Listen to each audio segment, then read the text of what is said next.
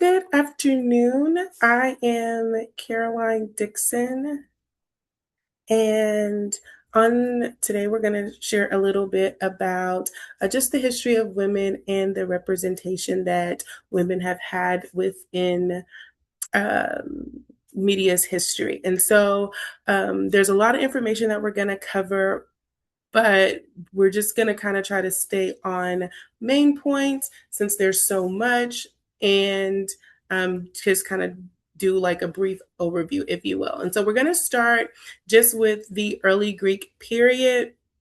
A lot of times we don't think that there was much media during that time, but they had scrolls and things like that that they used to communicate messages. And so you will see just throughout the ancient Greek periods that women were represented actually in media. And there was one of the things that I enjoyed learning about, a great respect for the body of women.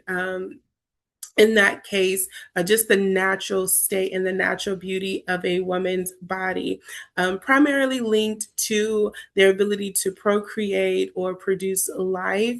But there was a great honor and a great sense of respect and pride that was associated with the body of a woman.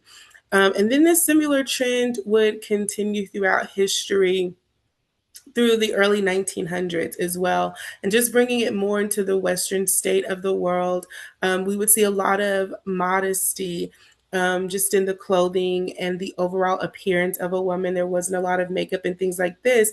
However, there is a report from Duke University that shares that the commercial cosmetics industry actually saw its earliest substantial growth in the beginning of the 20th century. And so during that time, there were published reports just really encouraging women to begin to participate in exercise and dieting and using different hair and cosmetic products. Before, that was seen as something for more of the provocative woman, or the more risky woman. But during the 20th century, there really became a push um, between like the decades of like the 1910s and the 1950s to really encourage women to begin to utilize these products and services. And we start to see like a little bit of a shift where the woman's body wasn't necessarily being as honored for in its natural state and just the beauty of it, but it was starting to be linked towards her sexuality. And so I really saw this distortion begin to take place, if you will, within media, where the woman's body is being directly connected to her ability to be sexually attractive, um, a more desired sexually, and not just being recognized for the natural state of her beauty.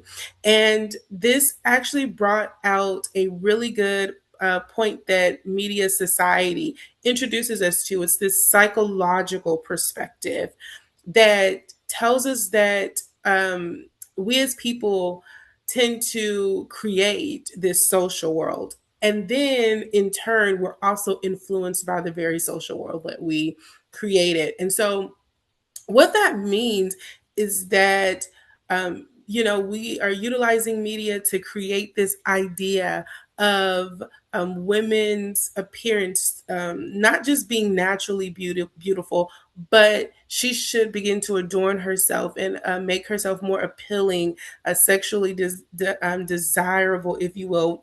Not always saying it directly like that, but there's this allusion to it. And so a innuendo, if you will, like kind of just steering into that direction.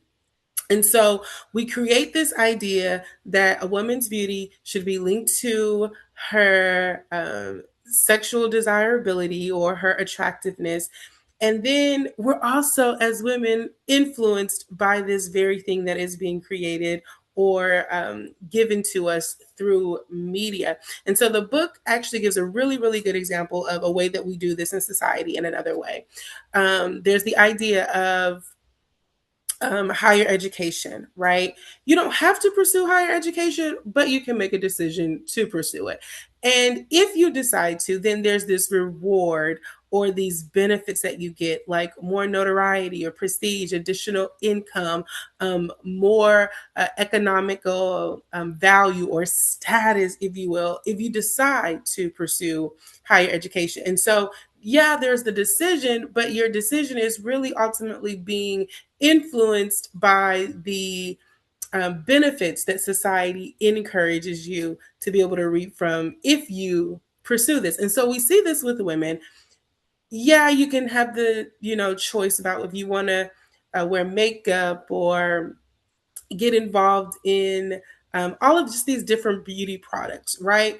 But there's also the reward or the belief that if you do, right, you're going to be rewarded with being more liked or being more sexually desirable, more attractive, more open doors, more opportunities given to you because you appear more appealing.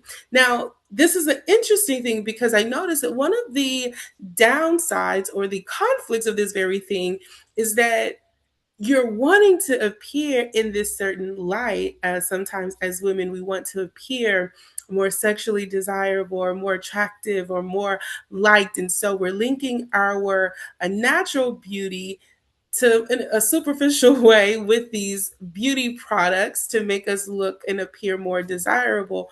But the interesting thing is there begins to be a devaluation of how we actually look and feel as it relates to our beauty. And then we no longer want to be seen without these because we don't believe that we are appealing or attractive or all of these things. And those things also, in turn, have an impact on the health of our intimate relationships, even sometimes with our partners. And so, the very thing that you were desiring, you begin to see that this is actually negatively having sometimes an impact on our relationships. And so, what do I want to really want you to take from this is just really doing a little bit of thought about where you stand as it relates to this.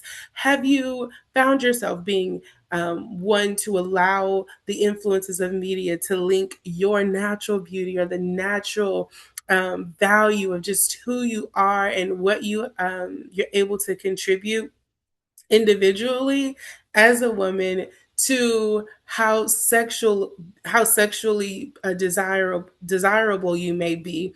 Have you allowed there to be a connection between your beauty and your sexuality or your sexual health, and how is that impacting you in your intimate relationships perhaps? And so one thing that I would like for you to do after you've done some reflection on that question of where do you stand is to also make a commitment that you're not going to be passive in what you are allowing yourself to take in when it comes to media, but that you're going to be more engaged in filtering through the different perspectives that are being introduced to you.